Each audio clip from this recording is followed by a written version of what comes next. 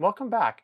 This is the Performance Tool W243 Precision Oiler, and it puts precision little drops of oil precisely where you might need them. Overall construction, this tool is superb. You can see that it's milled out of a couple pieces of round stock. It feels like aluminum, and this is all one piece. You can tell that it is sturdy. That's the lid. There's little O-rings there to keep anything from spilling out, though in my experience, nothing spills out whatsoever.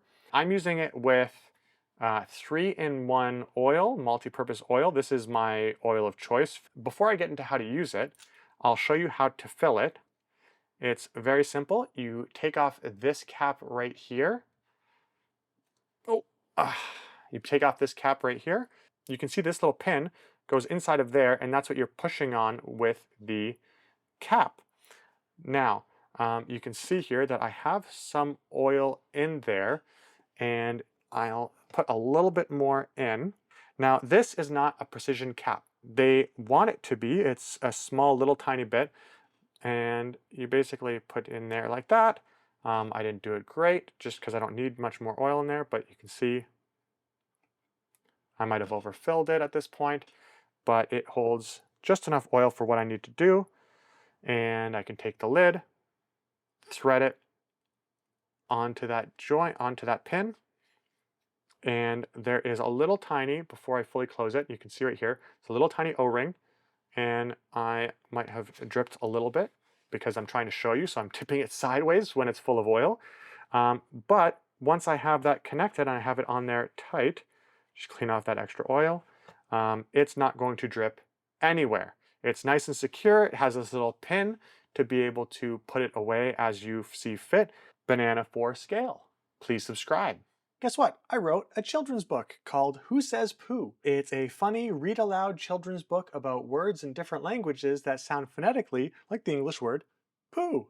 Buying a book today helps support my channel. And also, you'd brighten up my day a whole bunch. Link is in the description. Now back to the video. So, how to use it. You take off the tip here.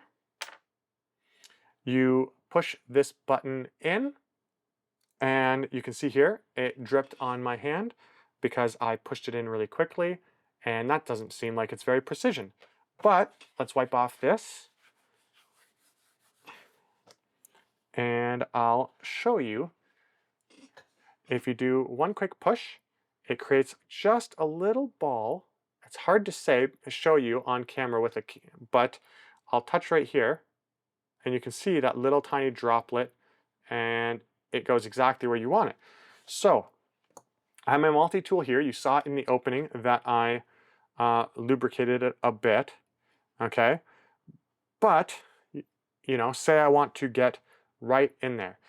So look at how small that little droplet of oil is that I just put in there. Very precision.